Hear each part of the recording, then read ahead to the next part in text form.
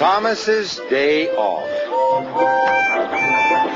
The engines on the island of Sodor were always very busy. They liked being busy. And no engine liked being busy more than Thomas. But sometimes Thomas also liked to have a day off. One autumn morning, Sir Topham Hatt came to Tidmouth Sheds. He had important news. "A new diesel engine has arrived on the island," he boomed. "His name is Dennis.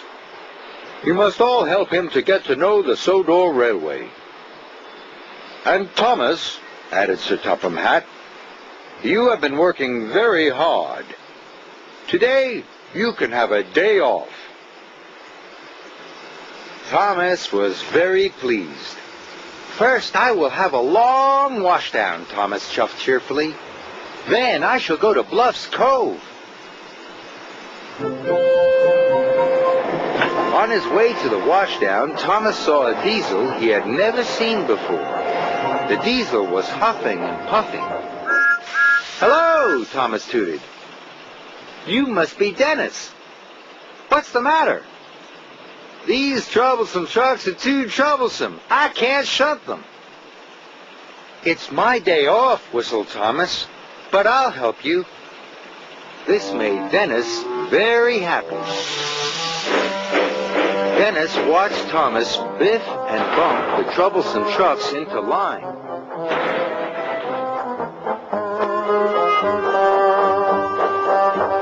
"All done," puffed Thomas. It was hard work, and he was tired. "Thank you, Thomas," oiled Dennis, and he watched Thomas chuff away.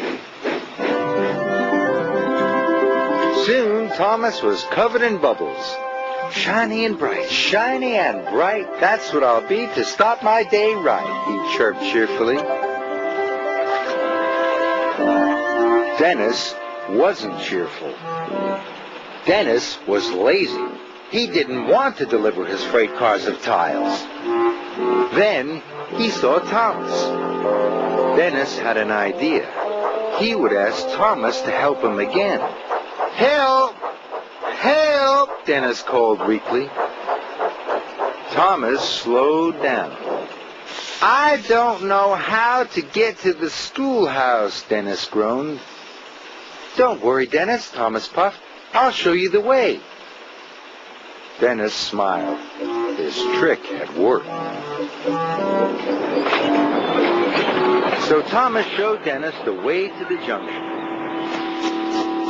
"The schoolhouse is further along that track," wheezed Thomas. Dennis watched Thomas puff away.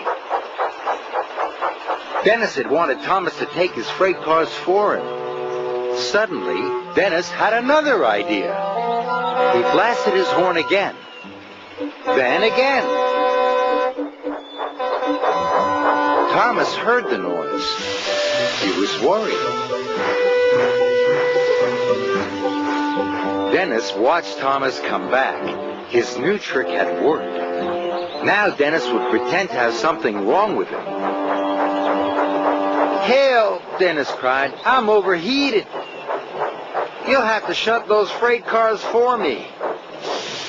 Thomas knew it was his day off, but he still wanted to help. "Don't worry," puffed Thomas. "I'll find another engine to help you. On my way to Bluff's Cove." Dennis was cross.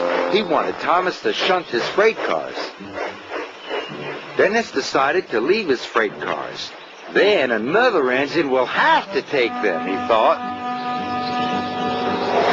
So Dennis raced away. He didn't care about the tires. He didn't care about Thomas. All he cared about was getting far away from his work. His wheels were spinning faster and faster. Then there was trouble. "Help!" called Dennis. "Help! Help!" But this time, there was no one there to help. Thomas arrived at a signal. "Percy has some important news." The workmen are waiting for Dennis to bring the tiles to repair the school roof.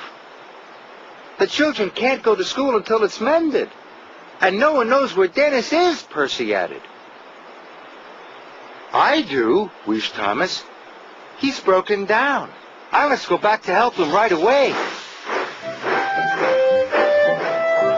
Thomas quickly found Dennis. Thomas was very surprised. I thought you broke down at the junction, wheezed Thomas.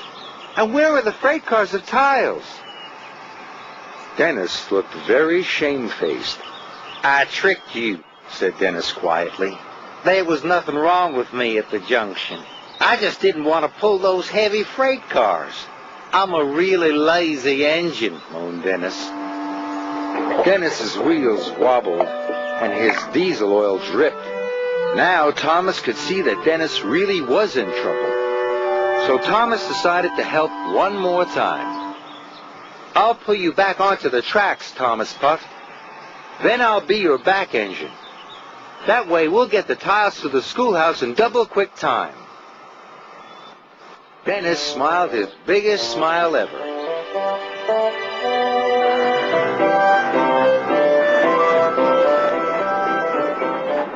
Dennis and Thomas finally pulled into the schoolhouse station. Sir Topham Hatt was waiting.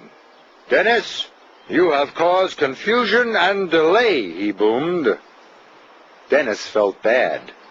Thomas has shown me that being a really useful engine is much better than being really lazy, Dennis wheezed. Sir Topham Hatt was pleased. Thomas was pleased too. Thank you, Thomas, Dennis hooted.